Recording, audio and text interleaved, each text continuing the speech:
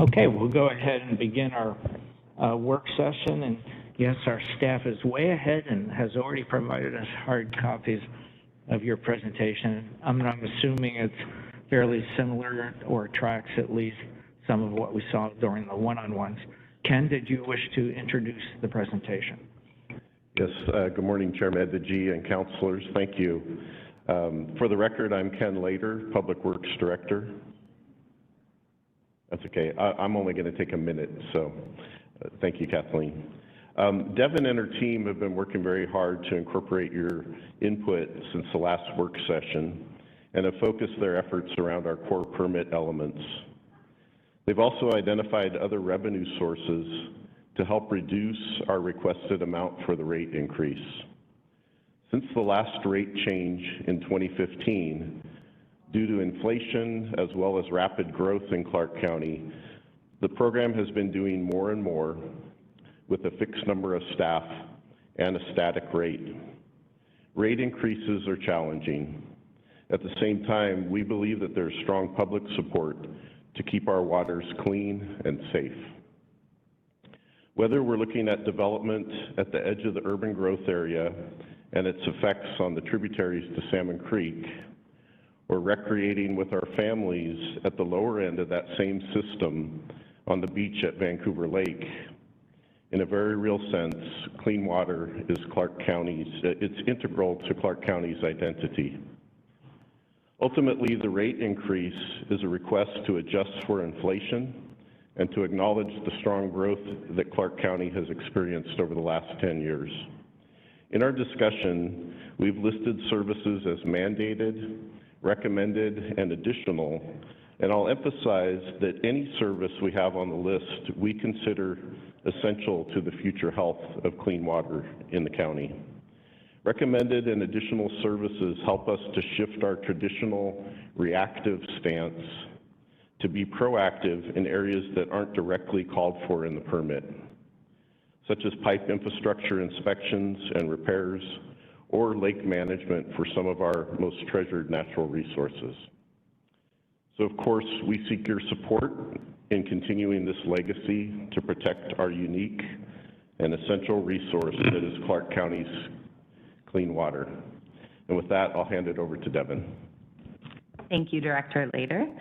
Good morning, Council. For the record, my name is Devin Rostifer, and I'm the Clean Water Division Manager in Public Works.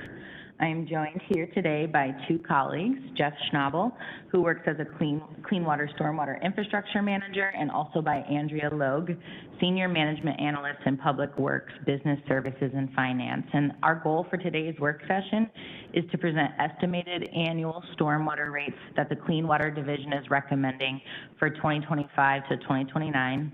And what we hope is that we can leave this work session today with a clear understanding and direction on what clean water services Council would like our division to provide to our residents and ratepayers over the next 5 years. Next slide. To achieve this goal, we're going to start with a brief rate study recap, including updates on what our team has been working on to reduce our division's funding gap and help keep rates as low as possible since our last work session in May. Our team has also been working closely with countywide finance and public works finance and budget managers to explore other revenue options to help us further buy down or offset estimated rates.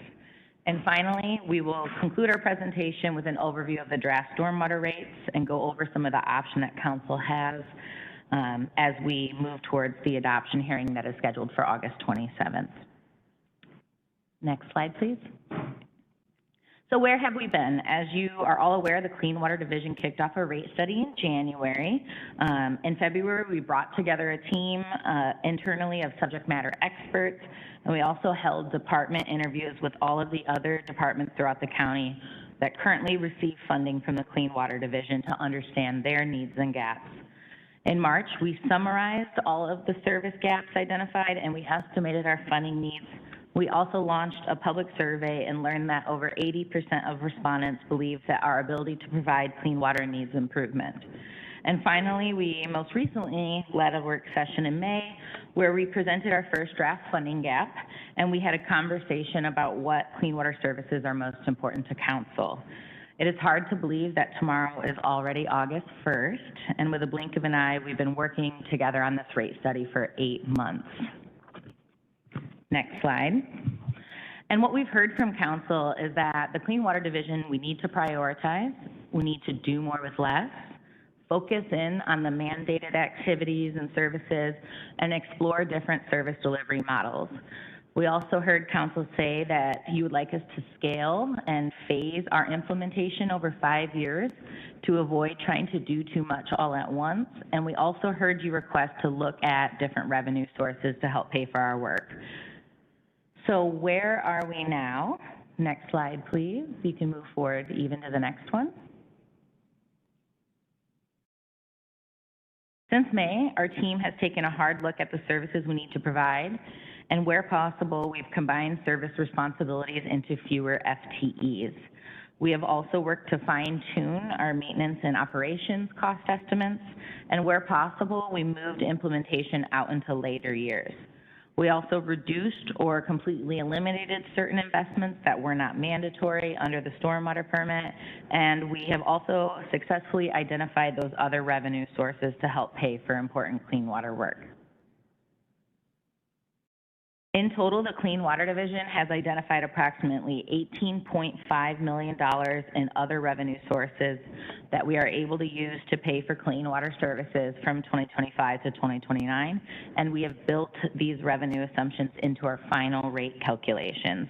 One source of revenue we plan to utilize is Real Estate Excise Tax 2 funding, or REAT 2 funding, which is revenue that the county collects that can be used for financing capital projects specified in the county's capital facilities plan. Examples of projects within clean water that are eligible for this type of funding are planning, acquisition, construction, reconstruction, repair, or improvement of stormwater systems. I do want to note that REAT 2 funding is different from REAT 1 funding, and overall, Clean Water is excited to have the ability to use REAT 2 funding for the first time in our division's history to help pay for implementation of our capital plan. And our target revenue utilization for REAT 2 is just $1.5 million a year, or $7.5 million over 5 years. Our second source of revenue we've identified is our Clean Water Fund balance. Currently, Clean Water Division has just over $13 million in our fund balance, and our target is to spend down this funding to only $1 million remaining after our fund balance policy. And to achieve this, we anticipate spending $1.3 million from our fund balance each year to support clean water work. We've also built in assumptions around grant funding that will generate approximately $2 million over the next 5 years. This grant money is not guaranteed, but we feel this is a conservative estimate of what our team can bring in. And finally, we have identified up to $2.5 million in other revenue from reimbursable contracts that are non-competitive contracts we have with Department of Ecology and other organizations to implement clean water work. We've also included an assumption regarding how much revenue we can spend from interest each year, although I do want to mention that as our fund balance continues to be spent down, our interest earnings will also decrease. So to summarize on the next slide, in May, we presented a $50.2 million estimated funding gap to provide clean water services over the next 5 years. And through our prioritization efforts and phasing, we were able to reduce down our funding gap. And then by identifying the $18.5 million in additional revenue, we're proud that we have landed at a funding gap estimated at only $17.9 million. And of this total gap, we've estimated that approximately 75% is related to funding needed for stormwater infrastructure construction and to implement maintenance and operations activities, most of which are required by the stormwater permit. And we hope that our work to decrease our funding gap through prioritizing satisfies council. We've had to make some tough decisions, and our team is very proud and confident about where we've landed and that our final list of services will ensure we're achieving our permit requirements while helping keep rates as low as possible for county ratepayers. Of the $17.9 million funding gap, we've determined that approximately 49% of that is related to implementing 30 mandated services that our division is required to implement to remain in compliance with state and federal law. and approximately 38% pays for 22 recommended services, which are the proactive asset management services that are necessary to help address issues with aging infrastructure and to help the county extend the useful life of infrastructure and avoid infrastructure failure. We believe that investing in these recommended services now are smart investments that will help the county avoid more costly issues down the road, as some of our infrastructure was built as early as the 1950s and is almost 75 years old now. This category, the recommended category, also includes lake management efforts, which we recommend continuing to invest in to fulfill our commitment to the LACAMUS interlocal agreement we have with the City of Camas, as well as to continue implementing our partnerships on Vancouver Lake. And finally, 13% of our remaining funding gap is to implement 10 services related to improving watershed health and increasing restoration efforts throughout the county, such as adding additional stormwater watershed retrofit projects to begin restoring more natural areas. So now we are ready to present the results of our almost 8-month-long rate study, which has determined the draft rates necessary to achieve cost recovery for clean water services. To present these rates, we have two different options, starting with tiered rates, which provide an option to smooth out the rate increase over time from 2025 to 2029. To implement 30 mandated clean water services, shown by the blue line, the annual estimated stormwater rate needed in 2025 is approximately $54.52, increasing up to $70.50 in 2029. To implement mandated and recommended services, which is a total of 52 services, our annual estimated stormwater rate needed in 2025 is $66.27 a year, increasing annually up to $89.30 in 2029. And finally, to implement all of the services, the mandated, recommended, and additional, the annual stormwater rate needed in 2025 is approximately $68.15, increasing year over year, reaching a high of $100.58 by 2025. Currently, Clark County stormwater rate is $47 a year for single-family residential homes or for one equivalent rate unit. Next slide, please. Our second option for stormwater rates is to adopt a flat rate that stays the same and is consistent from 2025 to 2029. So the flat rate that we're recommending to implement mandated services only is approximately $64.86 from 2025 to 2029, which is a $17.80 increase from our current rate. To implement the mandated and recommended services, the final estimated stormwater flat rate is $80.84 a year, followed by an estimated annual rate of $86.48 a year to implement all mandated, recommended, and additional services. Next slide, please.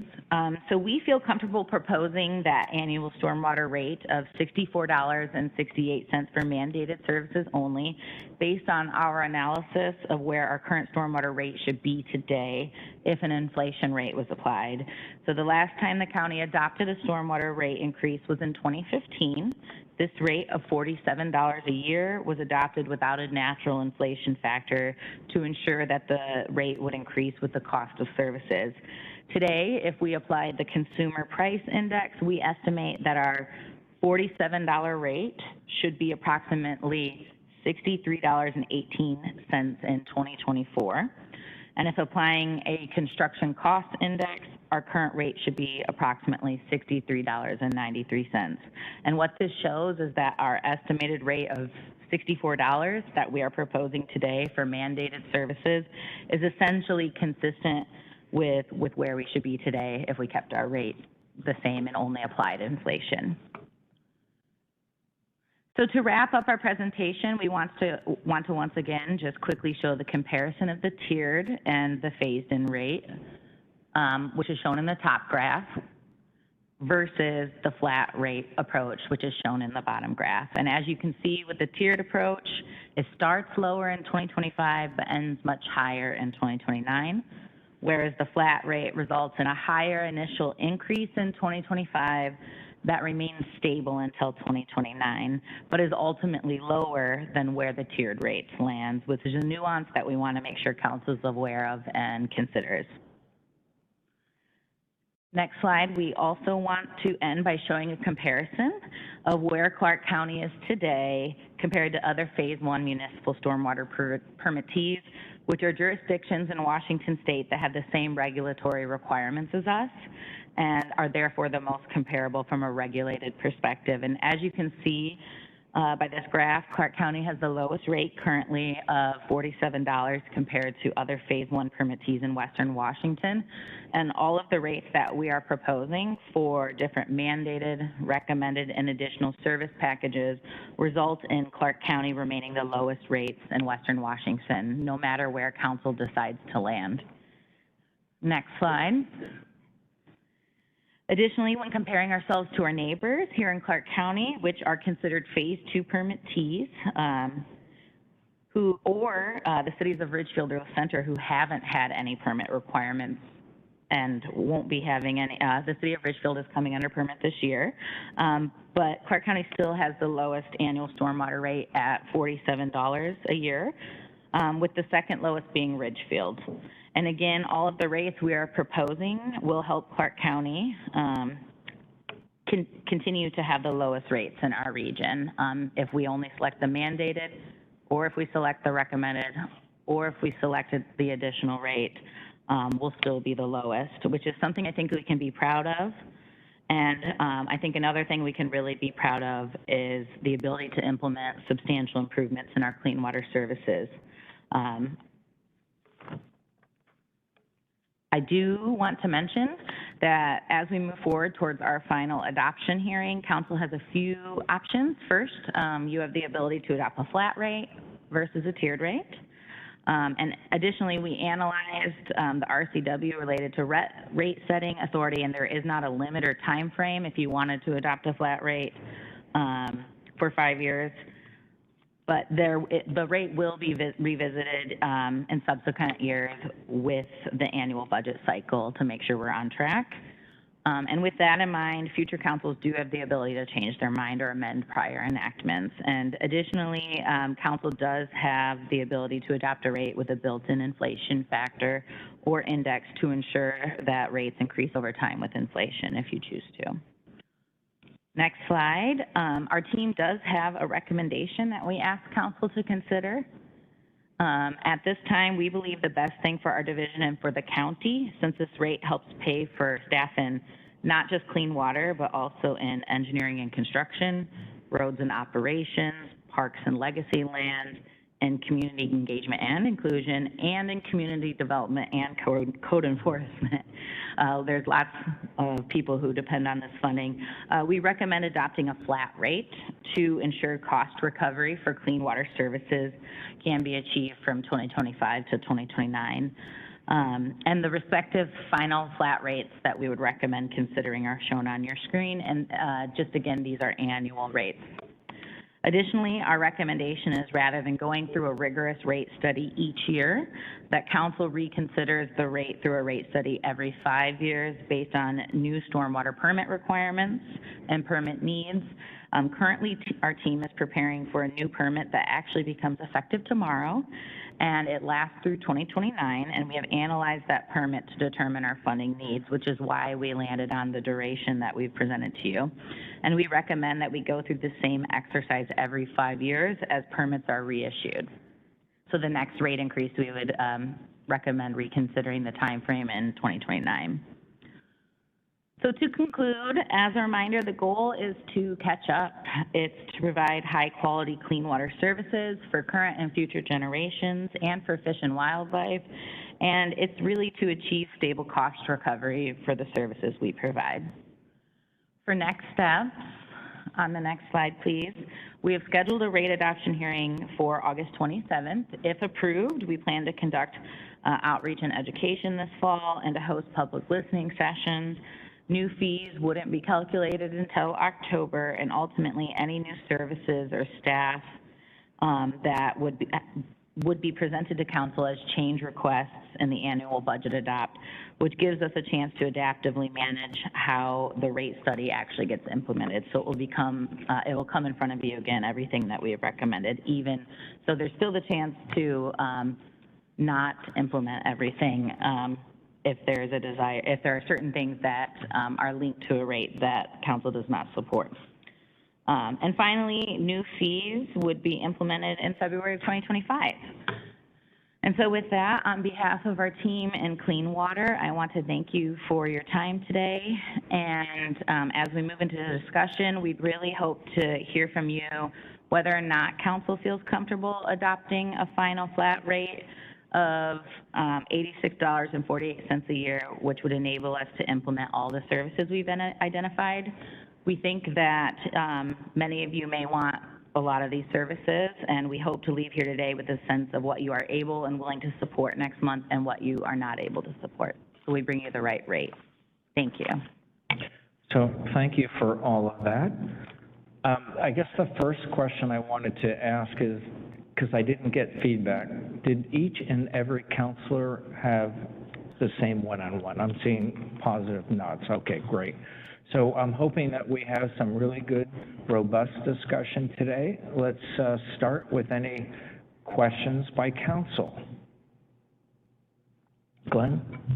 Yes, thank you. I do have a couple questions, and you know, there's so much to this that I don't think we ever really got to this, so I apologize. This might be the first time I've mentioned this, but I was curious. So when we're looking at how residential is calculated, how would an ADU impact that, or a duplex, triplex, quadplex? That is a great question. For single-family residential homes at this time, they are just charged 1 unit. Multifamily homes are charged per unit. So a duplex would have the fee doubled, applied twice essentially, and it would scale with the number of units. I think that is a great question for us to take back and talk more about, because I don't believe we have come up with a recommended pathway forward for ADUs, and knowing the policy in the county that is going to help facilitate more ADUs, that is definitely something that we need to have a plan for. So thank you for raising that. Okay, yeah, so my initial thought on that is that any ADUs, for the most part, are all new structures, and whenever you build them, you're required to mitigate on site, so their impact, it doesn't appear to be that there really is increased impact, but that's just my initial thought. Then my next question is, and you may or may not have this, but what percentage of the overall fees is coming from commercial versus residential currently, and then how does this change that ratio? And then also kind of, and you may have shown it to us at one point, but like how much are we looking at increasing commercial versus, we've been very clear with residential, a little less clear with commercial. Yeah, that's a great question. And so we did take a look at one point at different options for commercial versus single-family residential. And what I do know is that the majority of our funding comes from single-family residential ratepayers who pay the rate 1 unit. So $47 a year is all they pay. Our next highest is Rose, Ken, who pays the majority. And then commercial is our smallest ratepayer. And the reason why we know this is because we were looking at adjusting the unit at which we charge them, and we decided to not bring that forward, because if we did, it could increase their costs, and we didn't want to have unintended consequences. But commercial properties are charged they're charged the rate based on every 3,500 square feet of imperviousness they have. And so for, let's say, a 7,000 square foot property, they would be charged the rate times 2 because they have 2 units. And so we did include an example in the appendix of the presentation today, and I apologize that there's so many appendix slides, but actually the last 2 slides show how the proposed flat rate for mandated services only, it would affect a commercial property.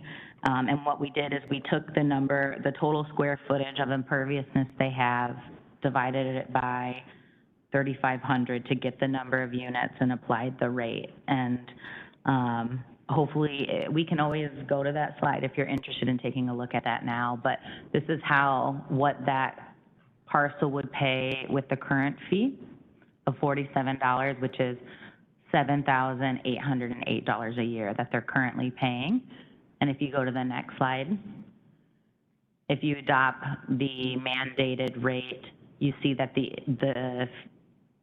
when you apply that to the same number of units, the annual cost increases from $7,800 to $10,700. So it does increase by just under $3,000 a year.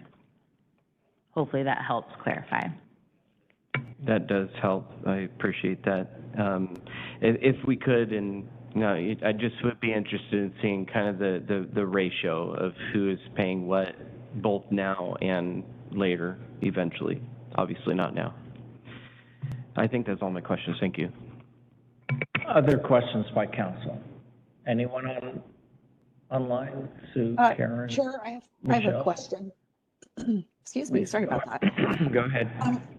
I know, Devin, that we've discussed several different times, mandated services versus unmandated services. And I know that there's some FTEs that are linked to all of this as well. How many, and maybe I asked this before, but I just honestly can't remember. How many mandated, for the mandated services, how many FTEs are linked to just that? That is a great question, and I do recall you asking that. And in total, we're proposing, if we did it all, they would add 18 new FTEs, but not just in the Clean Water Division. That would be in roads, engineering and construction, also in community engagement, but only 8 of those are affiliated with mandated service implementation. Okay, thank you. Thanks for that. Councilor Chair? Marshall. Yes, thank you. I have a few things. First, I want to thank you. I know this has been a long and difficult task, and I think somewhat overdue in taking a look at the rates that are needed to keep the stormwater program operating. And just broadly related to budgeting, I think in looking, it's difficult to be in a catch-up mode, and better to incrementally increase over the years. So I appreciate looking at this every 5 years and within the budget cycle to see how we're doing.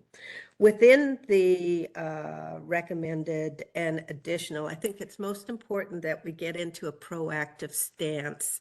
And so I guess of those 3 levels, is it the recommended and the additional that gets us more into that proactive stance? That is a great question. We believe that all the services we brought forward are important. We have classified the proactive items into the recommended category. There are 22 services in the recommended category, and a lot of these are really focused on proactive asset management and addressing challenges with aging infrastructure. So what you'll see in this table is funding for inspection of our pipes, for repair and replacement of aging pipes. You'll also see that we currently have 96 parcels that we're struggling to maintain, and so we'd be able to maintain these parcels. They don't have stormwater facilities on them. We just own them, and the grass gets really high. We don't have funding to prioritize these parcels. This would also help us, for the first time, programmatically inspect 1,600 county-owned dry wells and begin to maintain them. as well as getting ahead on, having dedicated funding for lake management and coordination of lake management. And for those of you who were on the bus tour yesterday, we saw the phosphorus removal cartridges in stormwater facilities. They're technically not required, but we would like to start implementing phosphorus removal cartridges across the county because that's the best way that our division feels that we can have an impact on the lakes. They do come with a slight added expense, but unfortunately, we don't have funding to take this direction because technically, we can get by with not doing phosphorus cartridges. That's more of a policy decision. So hopefully that gives you just kind of a brief example of some of the things that we hope to do in the recommended category that are technically not mandated, but really good business practices. Yeah, but it's phosphorus that fuels some of those algae outbreaks. So I think that was a good recommendation. And in looking at some of the capital projects, one thing that is of concern to me, I noticed there were a few that they're inherited private systems that we've inherited that are failing. So I was happy to see Philbrook Farms on the priority for 2025 because I've heard from a few residents around there, and there's a large area that they're just not able to utilize because it gets flooded every winter. But I wonder, as you look out on the horizon, is this something that we're going to see more of, that we'll be ultimately inheriting some of these private systems that may be failing and the cost of that? Yeah, I'll hand that one to Jeff. Yeah, good morning, everyone. Jeff Schnabel, for the record, Clean Water Division Stormwater Infrastructure Manager. That's a great question, Councilor Marshall. And what we've included in the rate study right now are all known issues, right? So we have, like you say, the Philbrook Farms. There's a couple more that have either been historically kind of sitting there waiting for some action or have come up more recently. Crystal balling it a little bit, I don't see a lot more of this type of large scale, issues that we're inheriting where there's issues. Some of the work and the resources that we're requesting are aimed at enforcing better, inspections and more rigorous evaluation of these things before we do take them over from the private sector, so we make sure that they're working well. So we think that the combination of addressing these issues that are kind of outstanding, as well as kind of changing and updating our practices as far as inspections, will help us to avoid those going forward. Does that help? Yes, that does. And I think that gets us more into that proactive stance as well. And then one thing that I was kind of startled to see in my one-on-one presentation, and this is way down in slide 61, in terms of the estimated impact of GMA non-compliance, because could you elaborate on that? Because last, I believe the council discussed whether or not we were compliant or not with the GMA. It wasn't clear to me that we were going to be, funds would be withheld from the county. And are funds being withheld from the county now? And it looks like there's a projection that it would be over 5 years, 6.4 million lost, 1.3 million annually. So could you elaborate on that? Yeah, that is a really good question and is definitely relevant to the rates we're proposing and what we're experiencing right now. So a little bit of backstory, the Clean Water Division, some of you are familiar with the Heritage Farm Wetland Restoration Project. That project is set to be constructed next year. We applied for a Clean Water State Revolving Loan Fund from Department of Ecology, and that is a loan. It's a 20-year loan at a 1.2% interest rate, which is less than inflation. And we recently received a letter that, congrats, you get the loan, but we can't sign it until you achieve GMA compliance. So we're not able to sign that agreement. We were also planning to pay for $2.4 million of our capital plan using Stormwater Financial Assistance Program grants. Technically, those grants, the county is ineligible for due to our GMA noncompliance. So as we had to pivot a bit, we were originally relying on those grants, which would have helped make rates lower because that offsets the cost we have to pass on to ratepayers.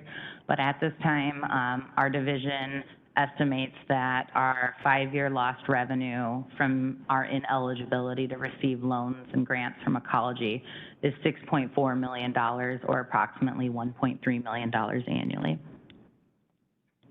Thank you. I think that's And so we important. have, Go ahead.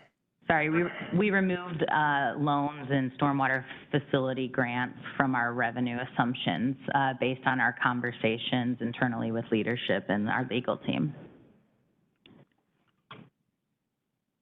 So theoretically, the rates could be lower if those funds were included. Correct. I think we've calculated those rates and we've presented them as well as in the appendix, and the rates would be lower if we were if we were not ineligible for the grants and loans. Thank you.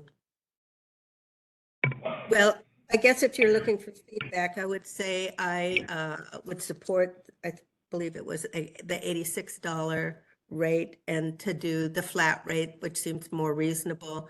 And I do think we need to maybe, I don't know, I hate to make this rate study more complex with the GMA compliance, but I would really recommend that the council look at coming into compliance with the GMA. Other questions? Yeah. Glenn, go ahead. Real quickly, when were we found not to be in compliance?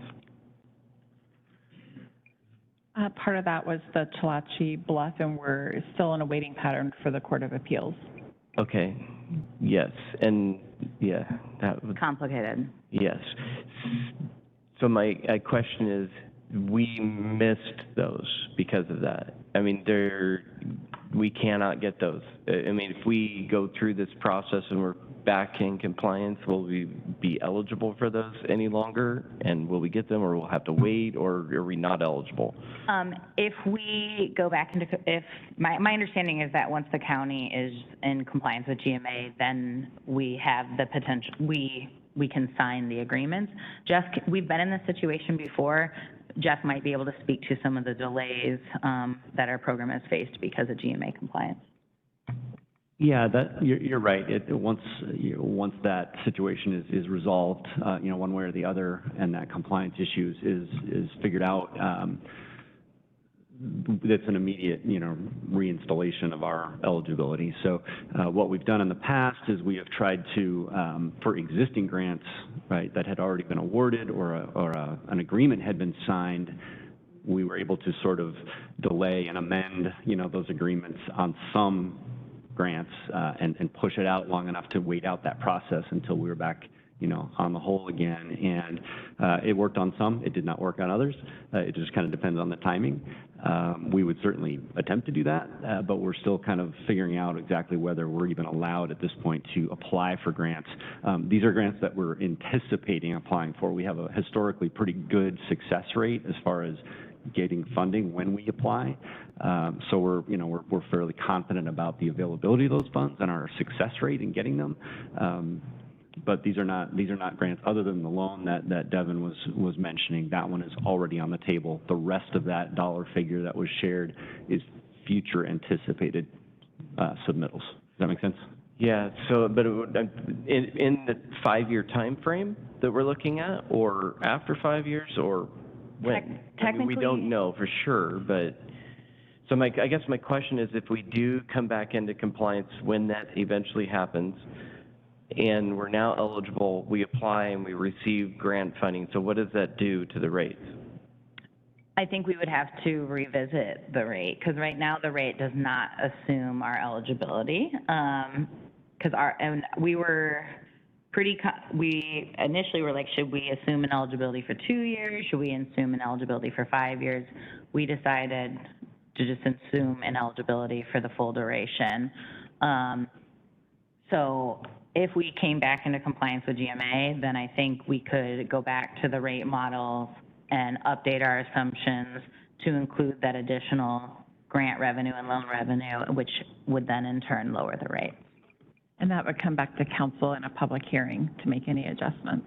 Okay, yeah, I would greatly support that. So, but I do agree with the notion of you can't make assumptions at this point, and we are in a deficit situation where we are backlogged with work. And I also do appreciate,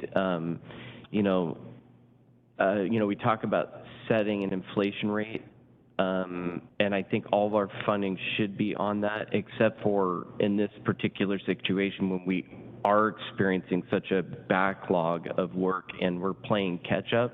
I think it's best to really come back 5 years and do this full reevaluation again. So thank you, and I, at this point, I'm definitely supportive of. To me, it's no-brainer, all of the mandated increases and most, if not all, of the recommended. And I think I would like to have a little bit more discussion about some of the additional items on there. I think some of them make sense from an investment standpoint. So I'm kind of considering some of those items at this point. Thank you, and I think you bring up a good point. We would recommend at a bare minimum that we move forward with all of the mandated. I heard Councilor Marshall say there's support for the mandated, recommended, and additional, but what you're seeing here is just 3 rate options. If you all want to pick and choose what you like from the recommended services and what you like from the additional services and what you're not comfortable supporting, there is that option too for us to look at different packages of services and come back to you with the rate associated with those. So it isn't an all or nothing thing, except we would recommend maybe for the mandated that we move forward with those, but the others, there's some flexibility on what we choose. Additional comments or questions? I have an additional comment. Go ahead. And I hate to belabor this, but I think there is something we can do to come into compliance. And this may be a question for Chris Cook, but it was our decision not to go with the recommendation to remove the surface mining overlay in Chalachie as a way to come into compliance. And I believe the applicant wanted it to remain, and I think the majority of the board agreed with that as a convenience, so they wouldn't be delayed if the resolution of the court case was in their favor. But I think I don't think it's worth 1.3 million annually to make this convenient for the applicant. I think we could remove that surface mining overlay, and then the applicant can just come back in once the court case is resolved and reapply. So I would just, maybe we talk about this at another time, but I think there is an action we can take to come into compliance with GMA and not jeopardize millions of dollars. All right, well, I'll jump in on that. So yes, we should talk about it at another time. And it should be an executive session. And I understand you were a minority vote in that action. And I quite frankly am pretty furious.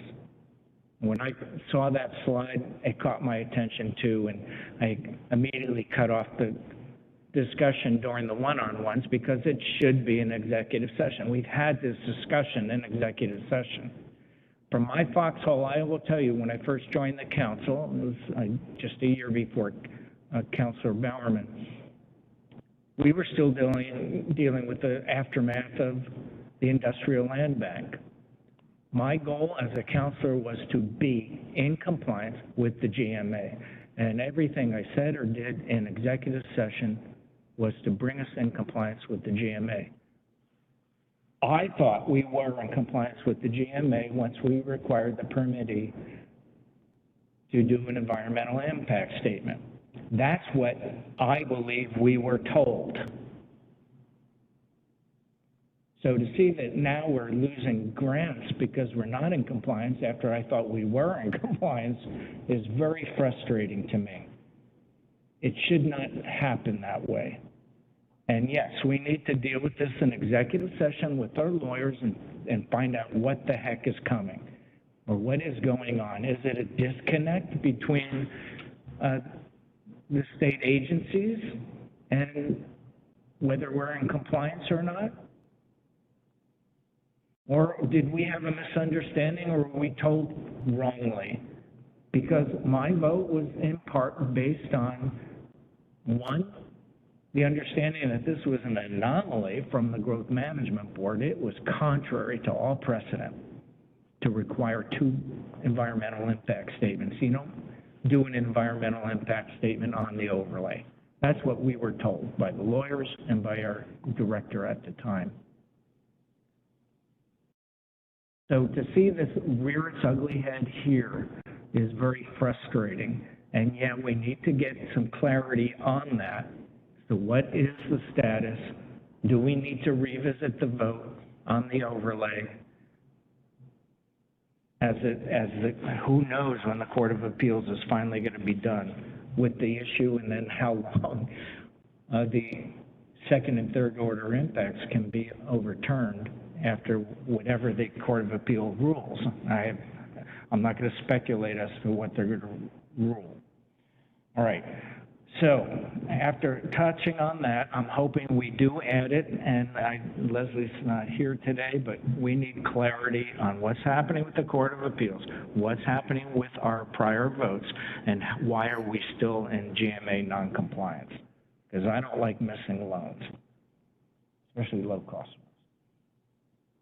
All right, so the other comment I want to make is, you know, between mandated and recommended and additional, you know, I had a lot of conversation in my one-on-one on that topic. There's some detail in this. There's some objective and subjective. What is recommended? What is mandated? You know, there's not an RCW that says you're going to improve 20% of your stormwater facilities every year as part of your budget. It's not mandated. It's recommended. It may be parsing words, but some of this, I'm not going to say is arbitrary and capricious, but some of this, you know, it's executive branch work on what the best business practice is and to keep up with all the infrastructure from pipes to facilities. Which gets to the issue of,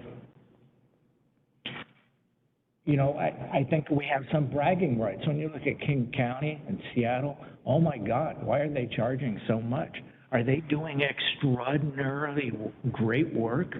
Are they fixing everything? Are they restoring a lot of decades of abuse in their facilities? Why is that? I mean, they're an anomaly, and I'm not suggesting that we follow suit, but you can speculate. Are they really grossly inefficient, or are they doing really great work that's just really expensive?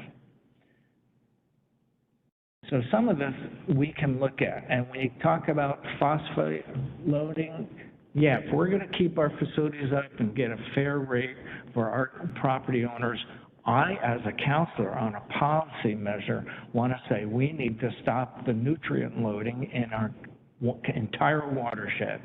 And yeah, I want that addressed. I want that to be among the highest priorities for the executive branch to address. So do we, as you said, pick and choose? I don't want to get into your business. I mean, that's your business, but we can express as a council our policy decisions, and one of mine is, we can't take our watershed for granted. And it's just timely today. I think it was either our public announcement or I read it in the paper, I don't recall which, we did get land title to the Richfield pits. That's a huge project. That's a huge way forward to undo a scar in a beautiful East Fork of the Lewis River. It's going to protect properties, improve a floodplain, but it's going to also help restore salmon. It's going to be a win-win-win. But it was something that sat for decades and decades and decades. We're finally getting to it. Policy, choice by the state. And I'm hoping we can get our CO, Fish and Wildlife, DNR, Ecology to join us in all the big projects on things we don't know about yet, things that the legislature hands us, you know, those unfunded mandates. We can't set these rates based on things we don't know about yet.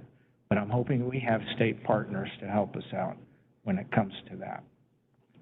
I absolutely, fully support, this is way behind, absolutely, fully support a flat rate. Where that lands is looking at just mandated or mandated and recommended.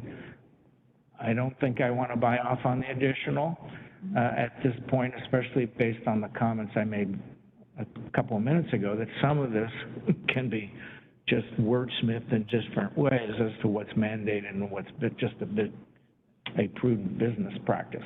What is the business practice of looking at our stormwater facilities? I mean, you get out there with waders, you get out there in a rowboat, you sound it.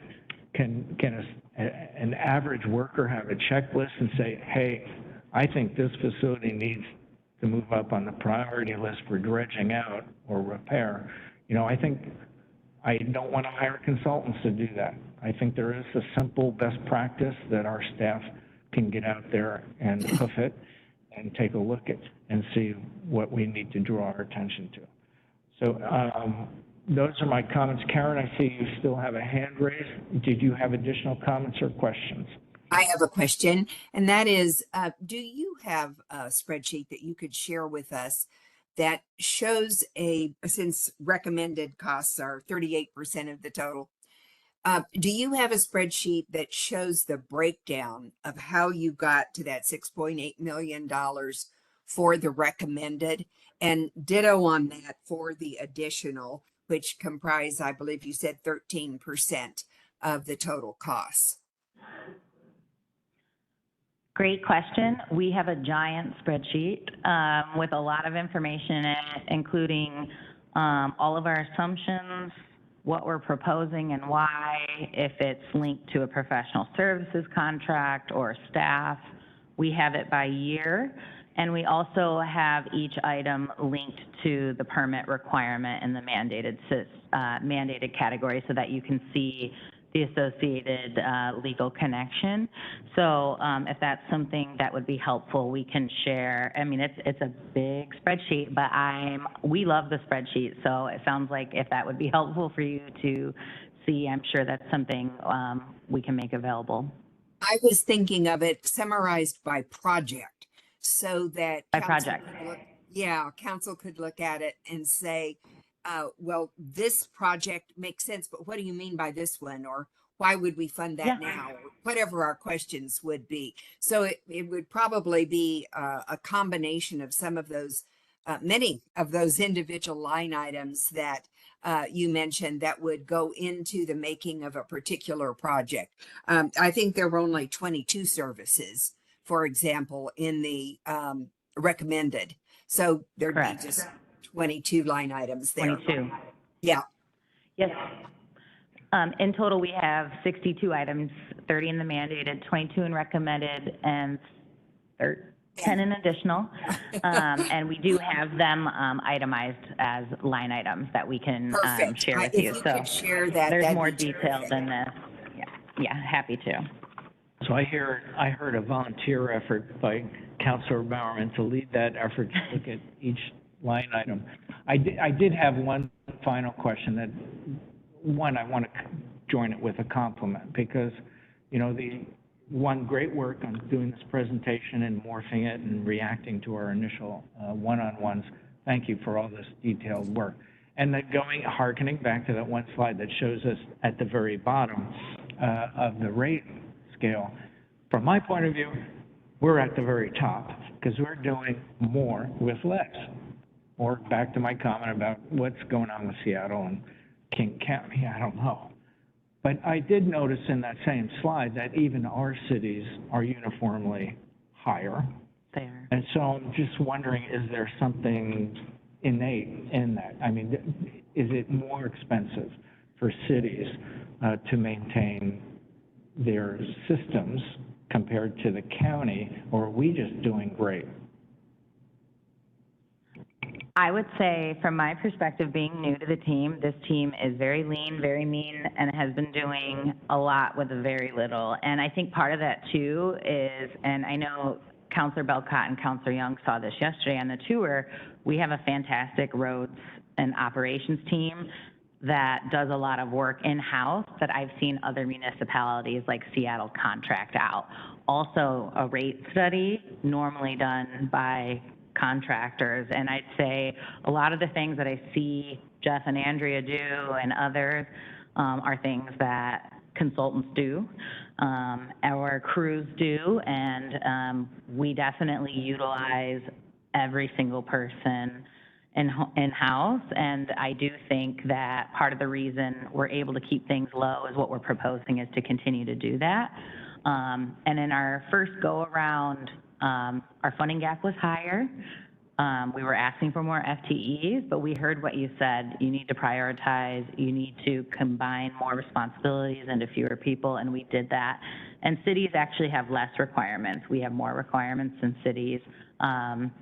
And so I think it's just been what Director Lader said. We really just haven't accounted for the inflated costs, and our team hasn't added staff. And when's the last time we added anybody? When? It's probably, yeah, it's been a long time.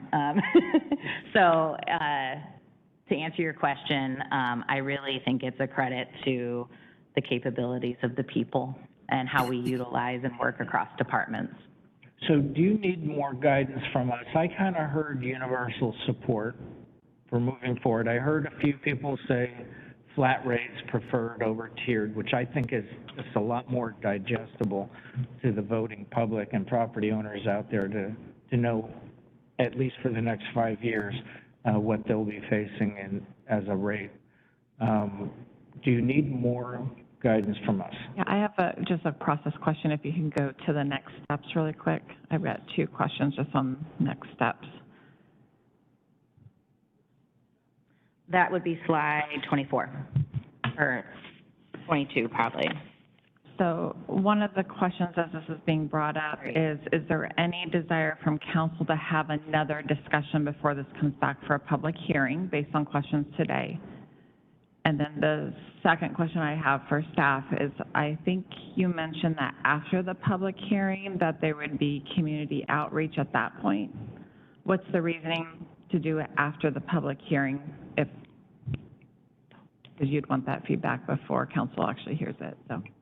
I think that's a great question. We had originally scheduled listening sessions for July, but based on our last work session and the feedback we heard, we just weren't confident if we would be successful in a rate increase, so we hesitated and pulled back. We have done a public survey, and we have been engaging our Clean Water Commission. If there is additional outreach that would be requested before the rate adoption hearing, we certainly could do that. We're hesitant to go out until talk about rate increases until we were sure that. So is the anticipated public listening sessions for the fall, which is after the hearing, simply to hear how it will be implemented? And to raise awareness, to let people know that it's coming and how they'll see it, and that it's a line item that comes with their property tax assessment. I hear what you're asking, and this admittedly will be my first hearing with the county, and so I'm happy to take feedback on the procedure and next steps if we want to do it. We probably want some of the feedback if we need to get more public feedback before the hearing or during the hearing, because otherwise if they bring up concerns after it's already been adopted, then we have to redo the hearing. Okay, So just some food for thought on that. I think So, that's great.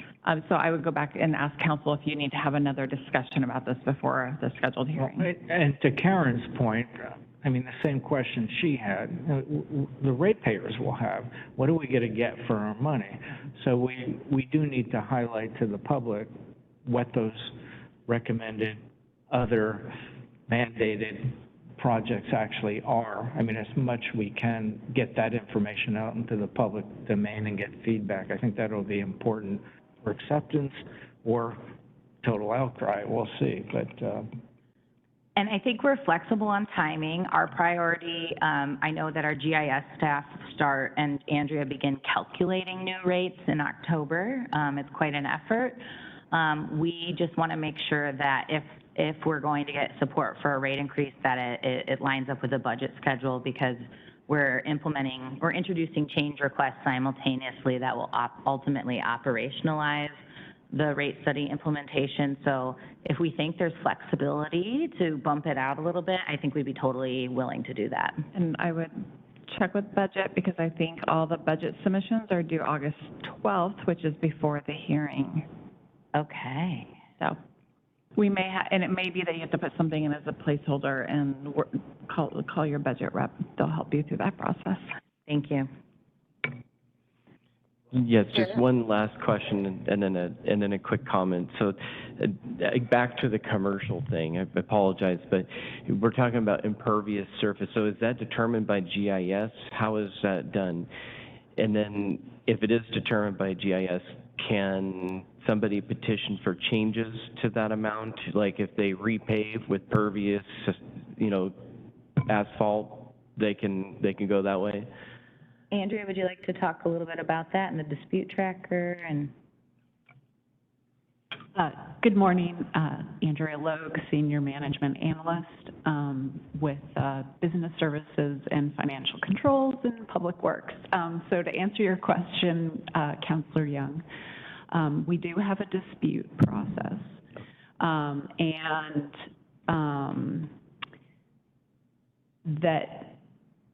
I'm just having a moment trying to gather my thoughts. So could you repeat the question just so that? Yes, so if they make changes to their pervious square footage, are they able to get that updated?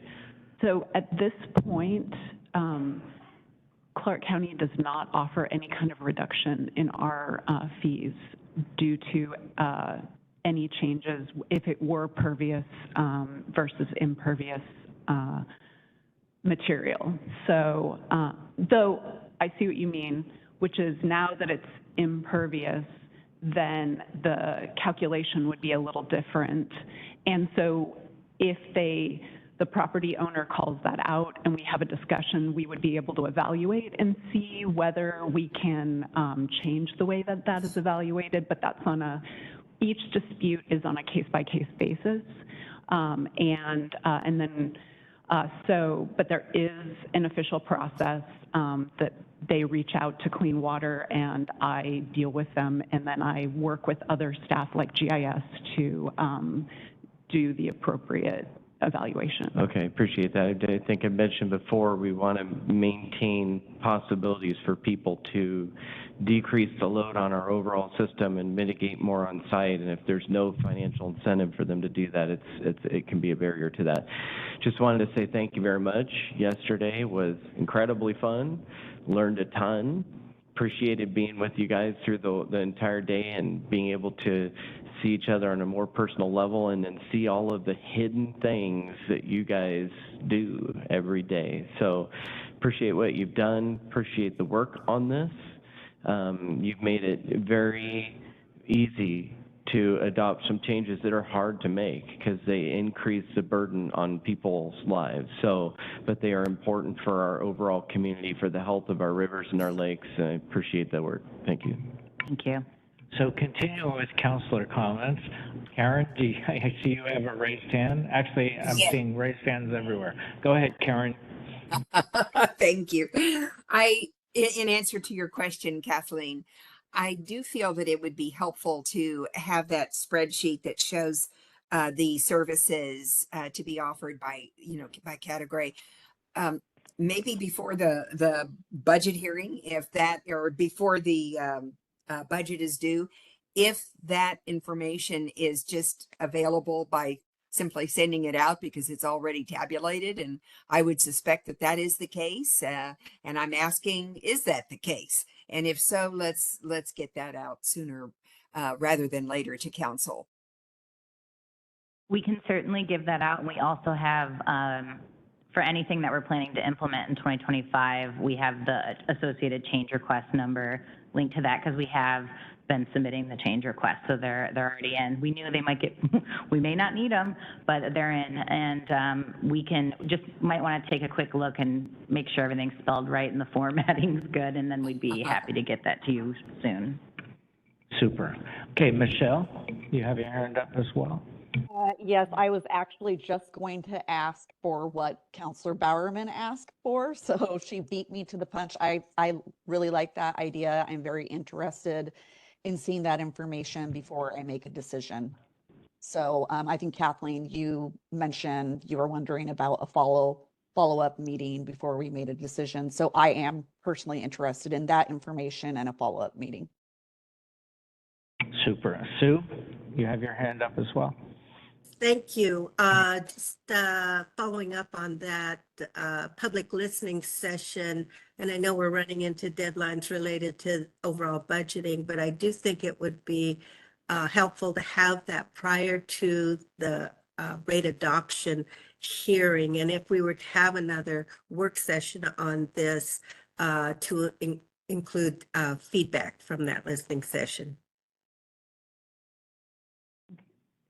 We'll look at timing. We'll figure out a way to get a placeholder into the budget submission because I don't think there's going to be any way to get all of that done before August 12th. But we'll find a path forward. Great. Thank you. Okay, last chance for comments. Thanks again for all this hard work that you've done and all the time you've spent with us one-on-ones and these sessions. Anything further? I think Mark may have a few comments. Oh. Do you want to say something? Did I? I know, sorry. We asked Mark just to kind of wrap us up since he's been involved throughout the process. My apologies. Please go ahead. No worries. I almost got out of here, Chair. I almost got out. So I appreciate Devin asking me to say a few words.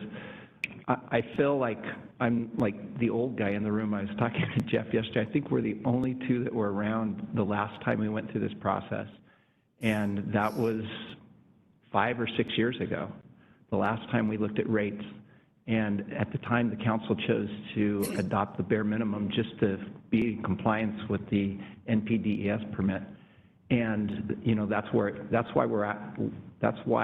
we are at where we're at today, is because that bare minimum just kept us in compliance and it didn't help us move forward like Councilor Young suggested.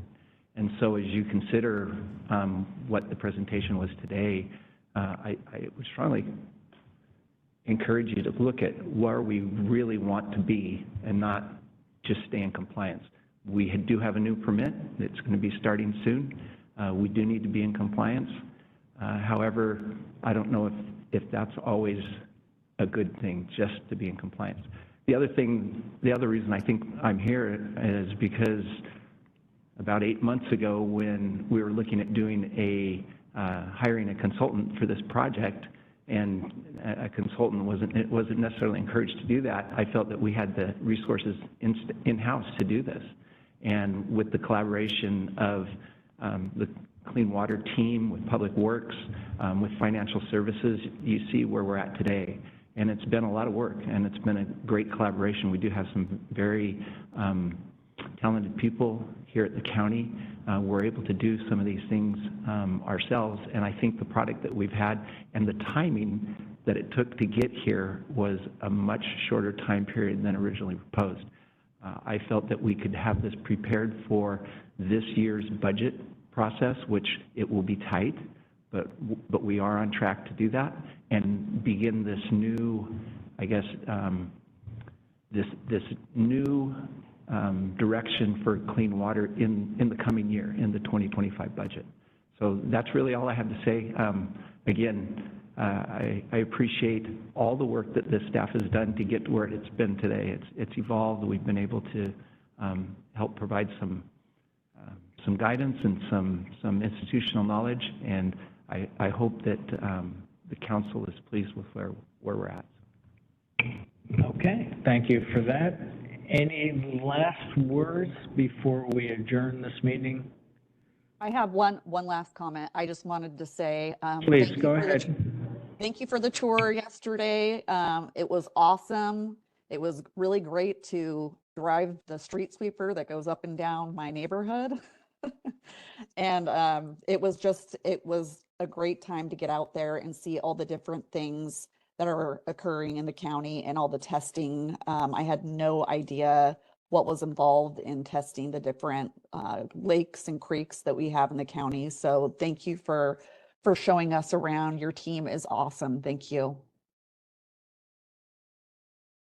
All right, with that positive ending, we'll go ahead and adjourn. We'll see you all at 1. Or, We actually don't have council time this afternoon, and I know council has other engagements this afternoon as well, but no council time. oh, I'm sorry, what's on my calendar?